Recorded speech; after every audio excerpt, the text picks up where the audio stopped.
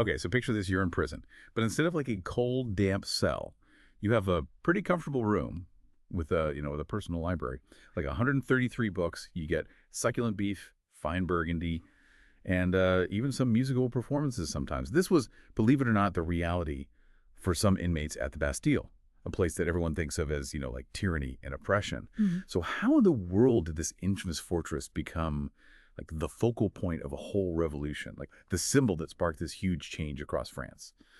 Well, today we're going to dive deep into the events of July 1789, looking at the myths and realities of the storming of the Bastille, and how this really pivotal event shaped the French Revolution and what its legacy is today. Yeah, it's interesting how this single event, and it's often romanticized as, this heroic struggle for freedom, but it shows a much more complex side to revolutions, a darker side, really. Yeah, it's like a microcosm of the whole French Revolution itself, right? Sure. You have these noble aspirations, but they collide with just raw human emotion. Yeah. And it all leads to just a torrent of unintended consequences. So to really get into this, we're going to be sifting through firsthand accounts, historical analysis, and we're going to uncover some really surprising details about life inside the Bastille. Yeah. And our goal is to really peel back those layers of myth and understand what led to this crazy turning point in history. It's key to understand the context of the time.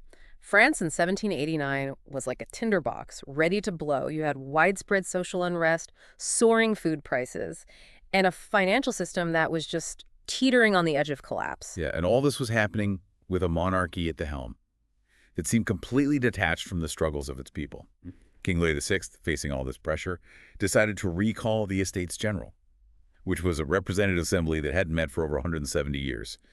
Now, this assembly was made up of representatives from the three estates of French society, and I bet you're wondering, what were these estates? Well, the first estate was the clergy, the second estate was the nobility, and the third estate, that represented everyone else, the commoners. And as you can imagine, they made up the vast majority of the population. Right, and there's the problem. The third estate, even though they were the majority, felt that their voices weren't being heard. They had the heaviest taxes and the least political power. And their frustration was obvious. Things escalated so quickly that it led to the formation of the National Assembly, which was a bold move that directly challenged the authority of the king and the traditional power structure. Yeah, it's like a classic example of how trying to reform a flawed system can actually end up making it fall apart faster. Exactly. And to make things even worse, Louis XVI, maybe sensing things were changing, started to gather troops around Paris.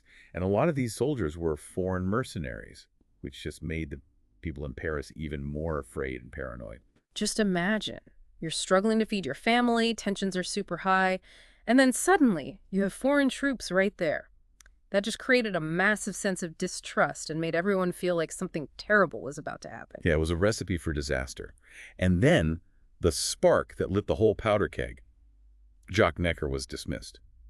Now, Necker was the finance minister, but he was also seen as a champion of the people, someone who understood their problems. Necker's dismissal was a huge miscalculation by the king. They completely underestimated how popular Necker was and how much this would upset the people of Paris. Right, and then enters Camille Desmoulins, Yeah. a young revolutionary with a fiery spirit and a really powerful voice. Desmoulins saw this opportunity, and he jumped up on a table outside a cafe, and with some really powerful words, urged the people to fight back. You can think of Desmoulins as a channel for all that simmering anger and frustration that had been building for years. His words hit home, transforming all that energy into a call to action. And the people of Paris, they answered that call. They erupted in protest, clashed with troops, tore down symbols of authority. They even destroyed a wall built by the famous chemist Antoine Lavoisier, who, ironically, was just trying to make the city's water supply better. Yeah, and what's interesting is that the people's anger wasn't only directed at the monarchy itself, but also at anything that represented the old ways, the status quo that had failed them. Lavoisier's wall, even though it was meant to be good for everyone, became a symbol of the elite and their control over the city. Yeah, everything just boiled over. Yeah. And from all this chaos, a citizen militia was born, and they adopted a new symbol of unity and resistance, the iconic tricolor flag. But in all this turmoil, one target started to stand out in the minds of the revolutionaries: the Bastille. The Bastille had a really strong hold on the imagination of the people. For many, it represented everything about royal tyranny, a physical manifestation of the oppression they wanted to break free from. And here's where things get interesting, because the truth about the Bastille wasn't quite as bad as the myths. Now, don't get me wrong, it wasn't a nice place, Right. but it wasn't the horrible, torture chamber that a lot of people thought. Right, think of it more like a really secure dorm than a dungeon. Exactly. Some prisoners actually lived pretty comfortably. They got decent food, some entertainment, and even had their own stuff. We're talking like succulent beef, good wine, and even a personal library with over 100 books for some. Yeah, that really shows you how powerful perception can be. Symbols can take on a life of their own, even if the reality is different. It's amazing how our minds work like that. And, even the monarchy knew that the Bastille had a bad image. They were actually planning to tear it down. And the funny thing is, they were going to do it in the name of public freedom. It's like the revolution took the regime's own words and symbols and used them against them. Wow, that's kind of ironic, isn't it? But before they could demolish it, the people of Paris, driven by fear and desperation and a big need for gunpowder, decided to take action themselves. That's a really important point. The revolutionaries didn't storm the Bastille to free political prisoners at first. They needed gunpowder because they were afraid of the king's troops. So the storming of the Bastille wasn't just about these big ideas of freedom and equality. Exactly. It was also about survival, about protecting themselves and their families from what they saw as a real danger. So you have this primal fear mixed with the symbolism of the Bastille. It's like a recipe for like a massive explosion. And that's exactly what happened on July 14th, 1789. Right. The governor of the Bastille, Delaunay, was stuck in a really tough spot. He tried to reason with the crowd, even threatened to blow up the whole place with all that gunpowder they wanted, but it was too late. Things were out of control. I can only imagine the tension, the fear on both sides, this huge angry crowd outside, fueled by rumors and convinced that something terrible is going to happen. And inside, Delaunay, with just a few old soldiers to keep things from falling apart. And it's important to remember that Delaunay wasn't some evil tyrant. He was a military officer, born in the Bastille itself, just trying to do his job in an impossible situation. Yeah, but to the people outside, he represented the enemy, the face of everything they were fighting against. And they wouldn't stop until the Bastille surrendered. And that's what happened in the end. Maybe out of desperation, maybe to prevent more bloodshed. Delaunay ordered the drawbridge lowered, and the crowd rushed in. But even though they surrendered, the violence didn't end there. Unfortunately not. In all the chaos and excitement, the crowd kept attacking, killing soldiers who had already given up. It shows you how unpredictable mob violence can be, how easily reason and control can be replaced by anger and the desire for revenge. It's a scary reminder that even revolutions for good causes can have a dark side. And another thing. Remember how the revolutionaries thought the Bastille was full of political prisoners? Victims of the king, locked away in these terrible conditions. Yeah, they were expecting to find, like, heroes of the resistance. Right. But what they actually found was completely different. Right. Only 7 prisoners were inside. 4 of them were common criminals. Forgers, actually. That's not exactly what they were expecting. No, not at all. There was also a nobleman locked up by his own family, and a couple of people who were considered mentally ill, and maybe the most famous one, a guy who thought he was Julius Caesar. Wow.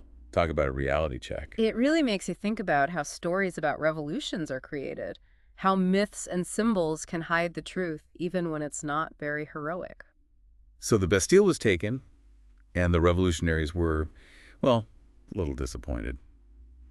What happened next? Unfortunately, the crowd still wanted revenge. They attacked the people who had defended the Bastille, killing some and treating others terribly. There's a really sad story about a soldier named Becquart. He actually stopped Delaunay from blowing up the whole place. He probably saved a lot of lives. So he was a hero. You could say that, but in all the confusion, the crowd thought he was a jailer.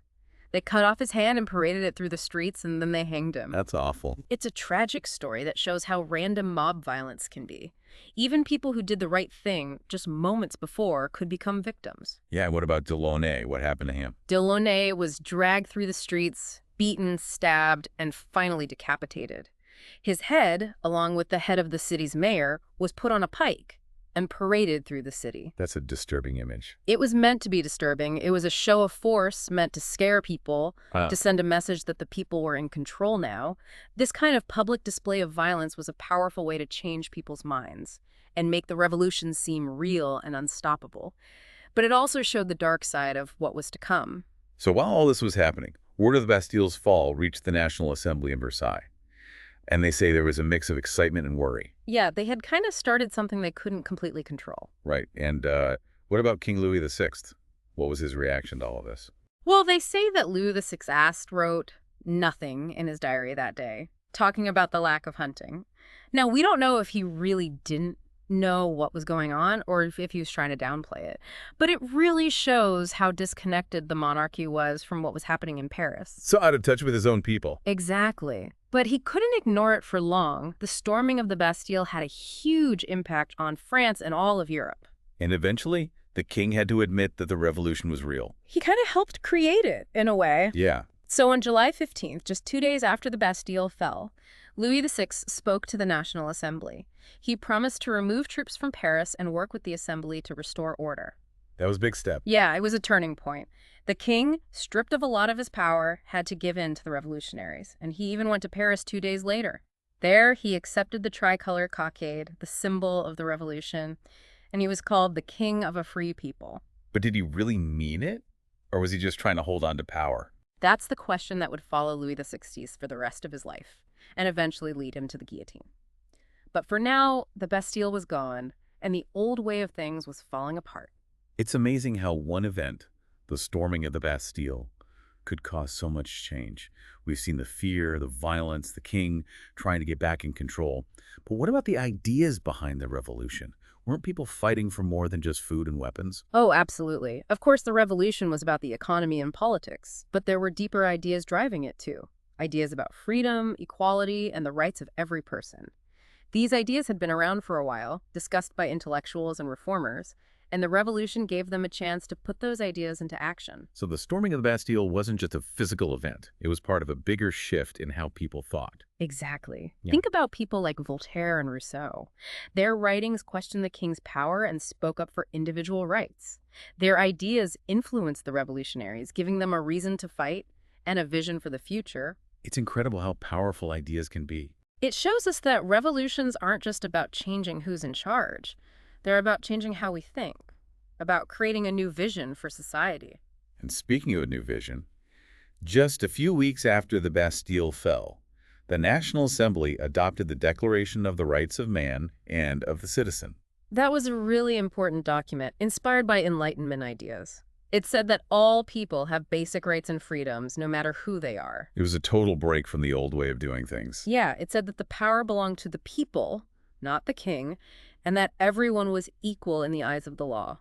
It guaranteed freedom of speech, freedom of religion, and the right to a fair trial. It's a really important document, even today. Okay, definitely. It became a foundation for modern democracy. It inspired similar declarations all over the world, and it still shapes how we think about human rights. But as with any revolution, putting those ideas into practice was much harder. The French Revolution was just starting, and there'd be a lot of good and bad things to come. And that brings us to a question that we're still thinking about today. Can real progress happen without some cost? Can we create a better world without violence and conflict? Those are big questions. We're still trying to answer them today. The French Revolution, with all its ups and downs, reminds us that the fight for freedom and equality is never over. It takes courage and it takes constant effort. So thinking about everything we've talked about, was the storming of the Bastille a heroic act? Or a step towards something darker? Or maybe both? There's no easy answer, and that's what makes history so interesting. It makes us think critically, question what we believe, and really understand how complicated the past is. And that's what we try to do here on The Deep Dive. We want to give you the knowledge and tools to understand our complex world. So as you think about the Bastille and the French Revolution, think about this. How do we fight for good things without going too far?